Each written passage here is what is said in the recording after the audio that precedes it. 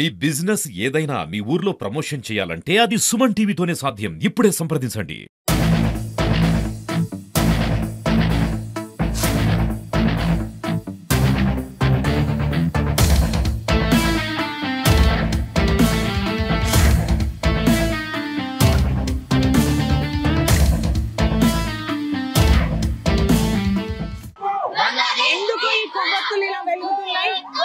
వీటిని వెలిగించి ఇలా మనం నినాదం చేయడానికి కారణం ఏంటి?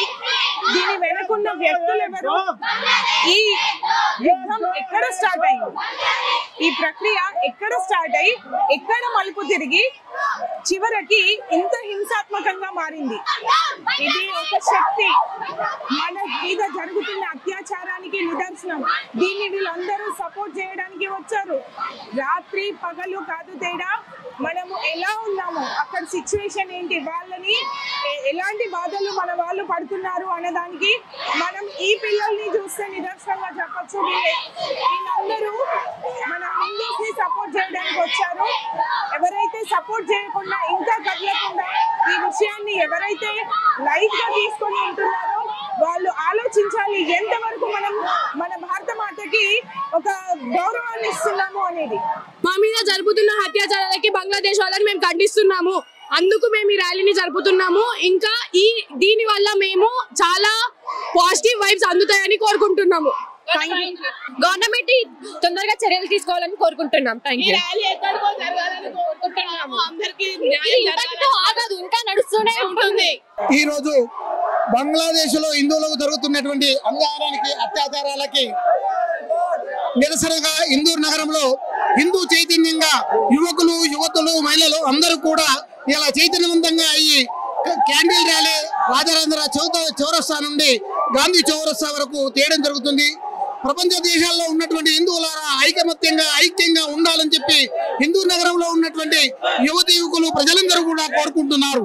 సనాతన ధర్మంగా హిందూ ధర్మం ఏదైతే ఉందో ప్రపంచ శాంతిని కోరుకునేటువంటి సంస్థ ధర్మము ఒక హిందూ ధర్మమే తప్ప ఏ వ్యక్తిని కూడా చంపాలని హింసించాలని కష్టపెట్టాలని అనేటువంటి భావన హిందువుల్లో ఏమాత్రం కూడా లేదు, హిందూ ధర్మంలో కూడా లేదు. అంతేకాదు చరిత్రలో ఎక్కడ చూసినా కూడా మరి ఈ హిందువులు ఏ దేశం పైన కానీ ఎవరిపైన కానీ దండయాత్ర చేసినటువంటి చరిత్ర ఎక్కడ కూడా లేదు. ఎక్కడ ఏం జరిగినా హిందువులందరూ కూడా ఆపదలో ఉన్నటువంటి వాళ్ళందరూ కూడా హక్కున చేర్చుకున్నటువంటి లక్షణము ధర్మము పద్ధతి ఒక్క భారతీయుల్లో హిందువుల్లో మాత్రమే ఉన్నది. కాబట్టి హిందువులారా ఐకమత్యంగా అందరం కూడా మరి ఒక్కడిగా ఉండు హిందూ దేశాన్ని రక్షించుకోవాలి. ఇవాళ ప్రపంచం దేశాలన్నింటిలో కేవలం ఒకే ఒక్క దేశం భారతదేశం, హిందూ దేశం. కాబట్టి మనమంతా ఐక్యంగా ఉన్నట్టయితే సుఖశాంతులతో ఉండగలము. కాబట్టి ఈ బంగ్లాదేశ్ లో జరుగుతున్నటువంటి అత్యాచారాలకు అకృత్యాలకు నిరసనగా ఇవాళ పెద్ద ఎత్తున ర్యాలీని నిర్వహిస్తున్నాం. భారత్ మాతాకి, భారత్ మాతాకి. నిజానికి రిజర్వేషన్లకు వ్యతిరేకంగా ఇది ర్యాలీ ఏదైతే వాళ్ళు తీస్తున్నారు అన్నారో అది పూర్తిగా బంగ్లాదేశ్ లో తీస్తున్నది అంత అసత్యం.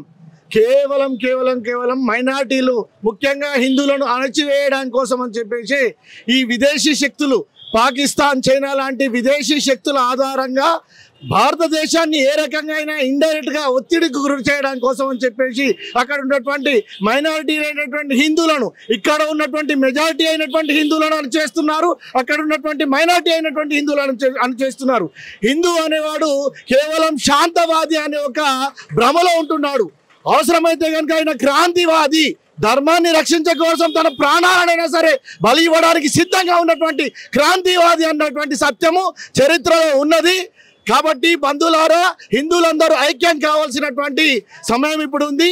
శాంతముగా కూర్చుండే సమయము కాదని తెలియండి, క్రాంతి రథం నడపండి, కత్తి కటారులు నోడండి, అధర్మాన్ని నరకండి, ధర్మమును రక్షించండి. లెండి యువకుల్లారా లేవండి కదలండి, లెండి యువకుల్లారా లేవండి కదలండి. సత్యముపై ధర్మముపై స్వార్థపరుల సమ్మెటపోట్లు, మానవతా తత్వముపై మతాంతరపు చీకట్లు, చీకట్లను తరమండి చిరు దివ్వెల వెలిగించండి. లెండి యువకుల్లారా లేవండి కదలండి, లెండి యువకుల్లారా లేవండి కదలండి. హిందూ అనేవాడే కనుక అంతమైతే ప్రపంచం అంతమాడానికి ఎక్కువ సమయం పట్టదు. ఎందుకు? ఎక్కడ హిందువు అనేవాడు ఉన్నా కానీ అక్కడ ఉన్నటువంటి దేశాలన్నీ సస్యశ్యామలంగా శాంతియుతంగా అన్నదమ్ముల్లాగా చక్కగా జీవిస్తున్నారు. అటువంటి హిందువును అణిచివేయడానికి కోసమని ఈ మతోన్మాదులు, ఈ తీవ్రవాదులు మరి ఈ హిందువును అణిచివేయడానికి ప్రయత్నం చేస్తున్నారు. ఎవరైతే వీళ్ళు పోని ఈ మత ఛాందసవాదులు చక్కగా కలిసి ఉంటున్నారా అంటే ఎక్కడైతే హిందూ పూర్తిగా నశిస్తున్నాడో అక్కడ పూర్తిగా దేశం అనేది అల్లకల్లోలమైపోతున్నది. వాళ్ళు కూడా జీవించడానికి వాళ్ళ పిల్లలు వాళ్ళ జీవితాలు కూడా సరిగ్గా లేకుండా అయిపోతున్నాయి. కాబట్టి మీ జీవితాలు బాగుండాలంటే కూడా హిందువును రక్షించుకోవడం అవసరము. భారత్ మాతాకి వందే వందే వందే. ఇదండి, మనము మన కోసం ఇక్కడ పోరాటం జరపట్లేదు. ఇది ఇలాగే కంటిన్యూ అయితే ఇక్కడ మతంతో, కులంతో, దేశంతో కాదు సంబంధం, ఒక మానవత్వంతో సంబంధం. మానవత్వం నశించిన రోజు ఒక దేశం తర్వాత ఒక దేశం ఇలాంటి వాటికి పాల్పడాల్సి వస్తుంది. వీటిని అణచకపోతే, ఇప్పుడైతే ఎవరైతే అగ్రరాజ్యాలుగా ఉన్నాయో ఇలాంటి రాజ్యాలన్నీ మనకు సపోర్ట్ చేయకపోతే, మనం ఈ అరాచకాన్ని అరికట్టలేకపోతే ఇది ఒక్కొక్క గడప నుంచి దాటి మనం సేఫ్ అనుకున్న వాళ్ళని కూడా పాతాళానికి తొక్కే అవకాశం ఉంది.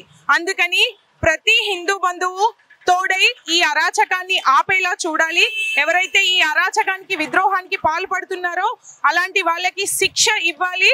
వాళ్ళని ఎవరైతే మన హిందువులు అక్కడ ఎన్ని రకాలుగా బాధపడుతున్నారు అంటే తన ధన మాన ప్రాణాలు అన్నింటినీ కోల్పోతున్నారు. అలా కోల్పోవడమే కాకుండా ఒకరికి ఒకరు, తల్లికి బిడ్డ, బిడ్డకి తల్లి, తల్లికి బిడ్డ, బిడ్డకి తల్లి, ఒక కుటుంబ వ్యవస్థని మొత్తం చిన్నభిన్నం చేస్తున్నారు. ఆలయాలని కూలుస్తున్నారు, ఆలయాలని ధ్వంసం చేస్తున్నారు, నానా రకాలైన విధ్వంసాలని సృష్టిస్తున్నారు. వీళ్ళు ఇలా సృష్టించిన విధ్వంసంలో వీళ్ళు ఆహుతి అవ్వరా?